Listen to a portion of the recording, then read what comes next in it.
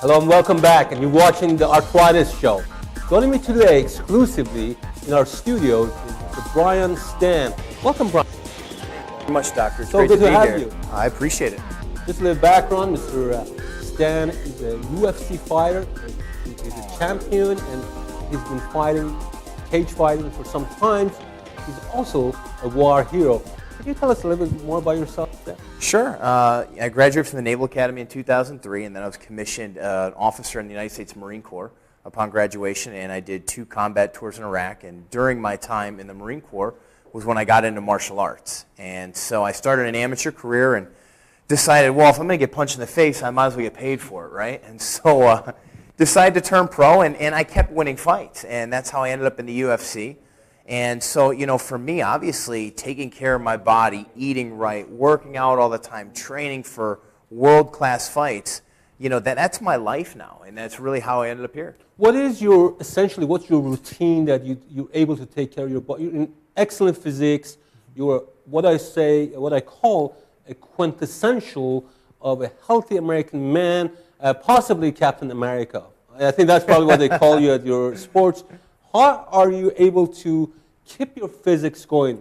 Well, you know, obviously I work out regularly, and when I'm training for a fight, I'll train anywhere from 2 to 3 times a day, and I'm training 6 days a week, that's a lot of stress on the body. So in order to put my body through that and maintain, you know, being injury-free, a lot of that comes from eating right, supplementing right, getting the right amount of rest.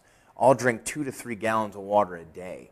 You know, trying to take care of my joints. You know, really the biggest stressor in my life has been my joints from the amount of physical activity I put my body through.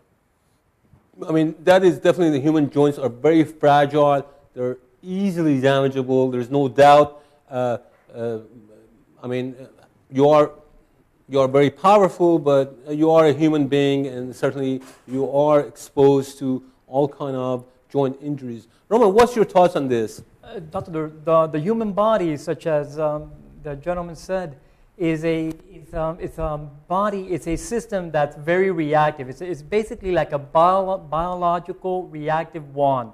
It reacts to the environment. Depending on how you expose or what you expose your body to, your body basically biologizes.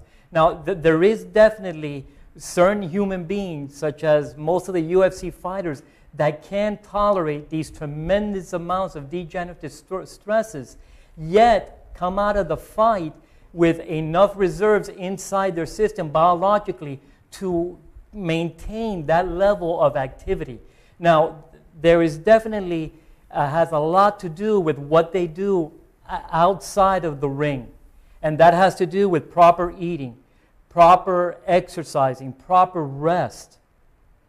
You got to maintain the body in as much as an anti-inflammatory state as possible so it can tolerate these high degenerative stresses that they expose their bodies to, especially the joints. Yeah, that's a great point. When he says an anti-inflammatory state, that's actually the biggest part of my diet. My diet is centered around, one, you know, eating lean so I can make weight. You know, I currently weigh about 215 pounds. I fight at 185 pounds. So I cut a lot of weight to make that weight. But when I'm training like that, my carbohydrate intake is actually very low, and I take my carbohydrates in right after I work out, so it replaces my glycogen stores.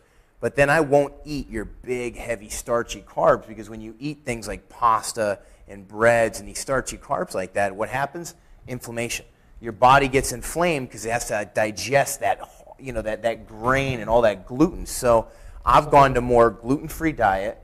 The time in which I eat my carbs has got to be the right time to make my body more functional, and keeping that anti-inflammatory state so that my body can heal when you're training 2-3 times a day. Absolutely. We're watching a video on you right now on the screen, and it's showing that, I want to know what's going, right now you look like you're very concentrating. What's going in your mind? How focused are you when you're doing these fights? You know, I call it intelligently focused and aggressive. For me, you know, that's kind of my sanctuary. That's where I can go, and when the cage door closes, all the other problems that come with life go away. It's just me and my opponent. I could care less if there's a crowd there or not. But I'm very, very intense. But you can't be an adrenaline junkie who's just really too too intense before you fight, because you've got to be able to see clearly and think analytically. You know, what's my opponent doing to me?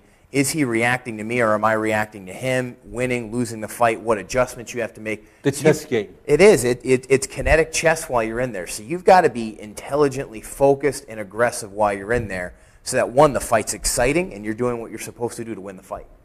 Excellent.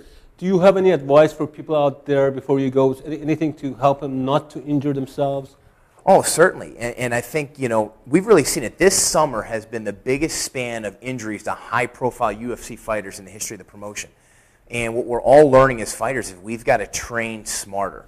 And that's not just when we're training, how hard we train, how often we train, but it's what we do in between the sessions, how much rest we get, how much impact the body absorbs. You know, the times I've gotten injured in my life wasn't because I trained too much, it's because my body absorbed too much impact from falling, getting taken down on the mat, things like that. We've got to become smarter, and you've got to make sure that you have the right coaches and people around you to keep you healthy to compete. Excellent. Well, thank you for joining us. When we come back, Dr. Martin Dayton will be joining us, and Dana Brody.